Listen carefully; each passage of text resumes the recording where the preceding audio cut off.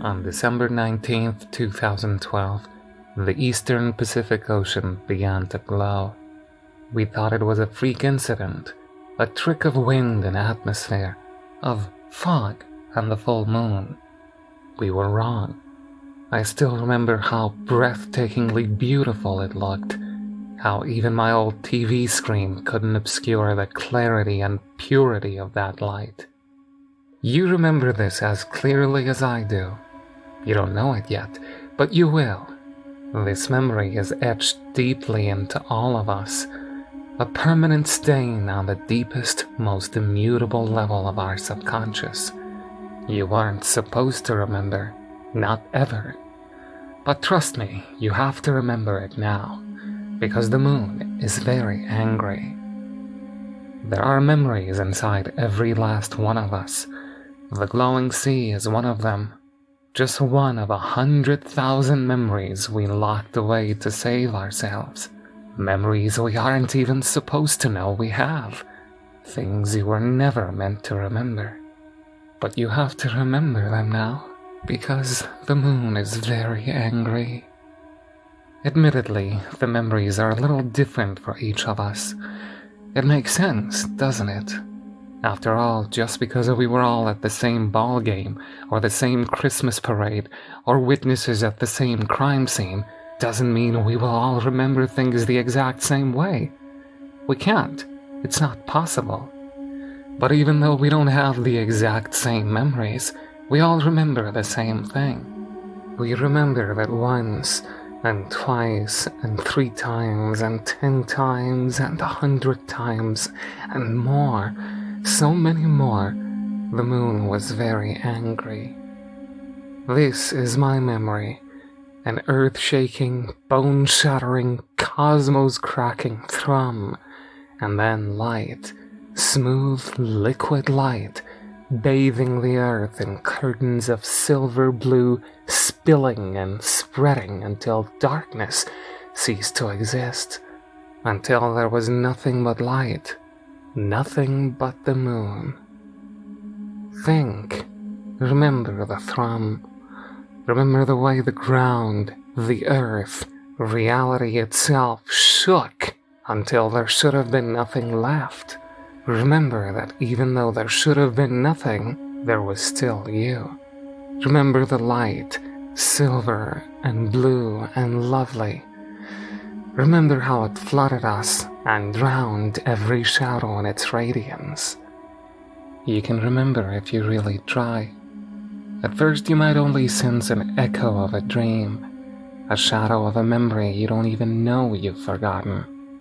Maybe you'll have a glimpse, a fraction of a second, of the silver light spilling across the ground. Maybe you'll remember a loved one desperately covering your screaming mouth as the light swells. Maybe you'll see a hand, silvered and quick as a startled bird under the ruptured moon, reaching for you. Or maybe you'll see eyes, wide, dead, empty eyes, reflecting the beautiful silver light. That was the first time the moon was very angry. The second time was different. The first time was instant, but the second time was slow. So slow we blamed it on faulty equipment or broken instruments for months. It started with the strangest lightning we've ever seen. Beautiful silver lightning, smooth and blade-like, with none of the jagged edges or ozonic burn of normal lightning. Then one night, that lightning spread across the sky, a vast and tattered spider's web knitting itself together as the world watched in awe. It grew and grew and grew, overtaking everything. Our communication systems died, our entire grid fizzled into nothing, and everything went dark. When the world was fully dark, the moon broke apart and grew and spread, a shifting mandala of blinding silver that covered the sky, flooding the earth with hungry light that swallowed the ground, swallowed the darkness, swallowed everything, until nothing remained but the sea of light, and us. only the vast ocean of radiant silver and our screams as the light began to eat us too. There was a third time, and a fourth time, and a fifth time. The sixth time, there was lightning again, but not on Earth. It had learned. You see, the moon always learns from the mistakes. So this time, the lightning came from the moon itself, vast, whip-like arcs of blinding light, visible from every corner of the Earth. The aurora borealis, woven into ropes that danced and spun across the cratered surface like rabbit demons. The lightning blinded those who looked too long and drove the rest of us insane. When the lightning finally broke open and spilled its torrential radiance, drowning the earth in a pure silver flood, we were calmed. We were happy. A planet of the insane, soothed and quieted by a thing that exists only to swallow us. I don't remember that time very well. In fact, I barely remember it at all. I don't know how we escaped, how we outran the moon that time, only that somehow we did. This will sound insane to you, but it is important, and it is true. There's only one moon but many Earths, many planes, an infinity of realities. Think of these realities as threads, an ocean of threads, endless and eternal, spreading in every direction. Like a sunset of sky with a palette of colors ranging from blinding brilliance to utter darkness, the threads that are farthest apart are so different from each other that we cannot even comprehend the magnitude of that difference. But that doesn't matter. What matters is that each thread is so similar to each of its neighbors that except for a handful of the tiniest, most insignificant of details, they are identical. That is how we outran the moon, by swinging our thread into the nearest neighboring thread and sliding into it, joining it, overtaking it, swallowing it, becoming it. In becoming it, we are able to forget the night the moon was very angry, and we are none the wiser for the change, except perhaps for a letter transposed here or there, or a half-remembered product line vanishing into the ether. Maybe a familiar logo inexplicably altered, a beloved cartoon character missing an article of clothing, or a dignitary dying 20 years ago after you watched their televised funeral at school. You don't notice these things often. Who has time for such tiny, meaningless differences? But when you do notice, you come dangerously close to remembering a silent ocean of silver light and dead, wide eyes, as white and numerous as the stars. And deep in your heart, you decide to keep forgetting. This is why we outrun the moon, to save ourselves and to forget it. It's what I've dedicated my life to, me and 1,000 others, building bridges to other threads to save our reality, changing planes of existence the way actors change costumes, clawing desperately at the threads of our reality to outrun something that should not be. There's more to it, of course, but it doesn't matter. In the end, all that matters is that outrunning the moon is the most important work in the history of our civilization, maybe even in the history of our universe. It is the most important thing anyone has ever done, and we messed up. The moon was angry a 7th time, and an 8th, and a 10th, a 20th, a 100th, a 1000th, and more. So many, many, many more. And we outran them all. So many worlds drowned in light, so many threads overtaken, so many realities swallowed by ours, swallowed by us. Now something happens when you start combining threads. Any knitter or seamstress can tell you that when you pull threads, or twist them together, or snake them around each other, they tangle. Once they've tangled long enough and badly enough, they fray, and they break. Another time when the moon was angry, the problem started with geomagnetic storms, small ones we thought, barely blips on our radar. But then they kept coming, and they kept growing, growing and growing and growing and growing. Solar storms, coronal mass ejections of sizes and impacts that until that point had only ever been theoretical. Events that wiped out everything we'd ever built, that burned holes in our atmosphere the size of countries, leaving us broken, burned, and dying. We were so relieved when the moon finally came for us. That glorious light, cool silver blue, spilling through the holes in the atmosphere like ghostly waterfalls and flooding the ruined earth, like water extinguishing a wildfire. And as the light drowned the world, the moon grew. It grew into something it shouldn't be, something it wasn't, something that was somehow everything, something that was not and had never been our moon, something that was triumphant, something that had won, but something that was still very, very angry. We thought that there would be enough threats to last forever, an eternity of realities, an endless supply of worlds just beyond the moon's bleeding light. But we were wrong. We've tangled the threads together for too long now, creating a Gordian knot so ruined it no longer has a beginning or an end.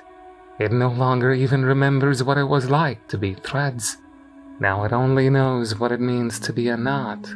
It is insanity on an incomprehensible scale, a scale that makes our entire universe barely a cell in comparison.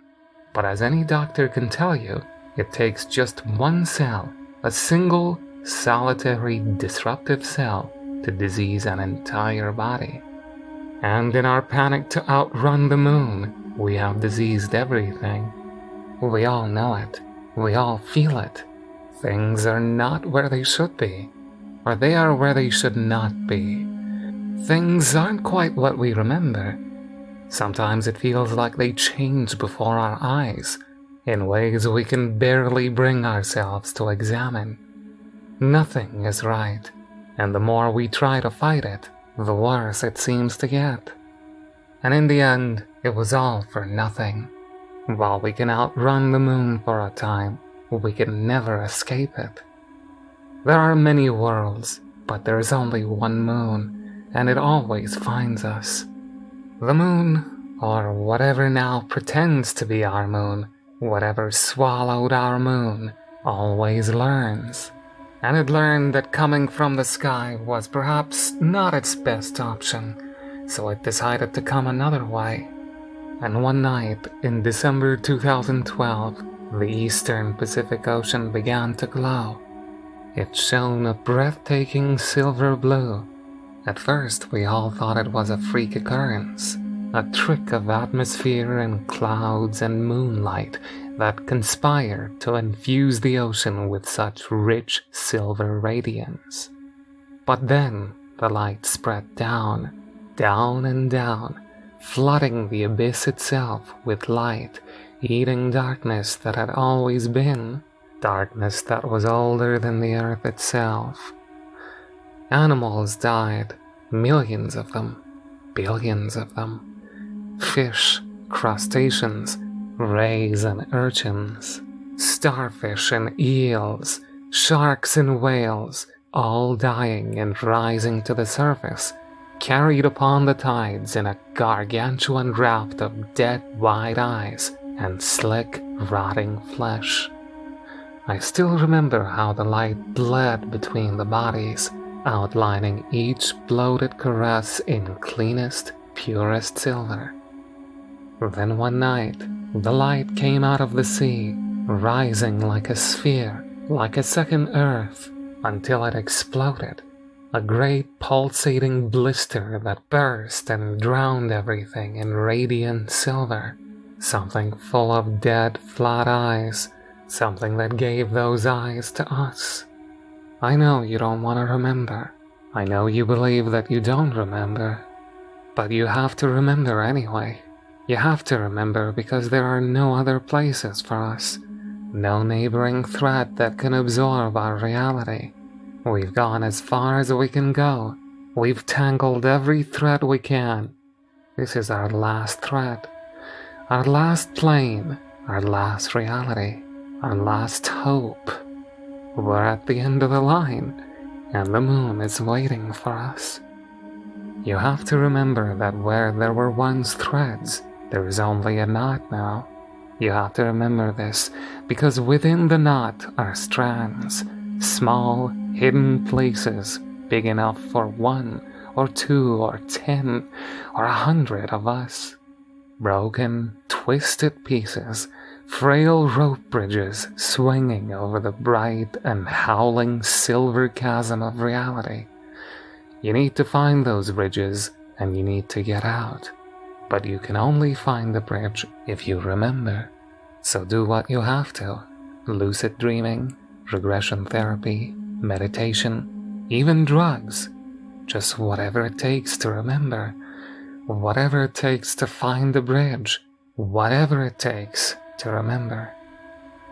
Some of you will find good worlds, happy lives in safe threads hidden deep within the knot, so deep that the moon might never find you.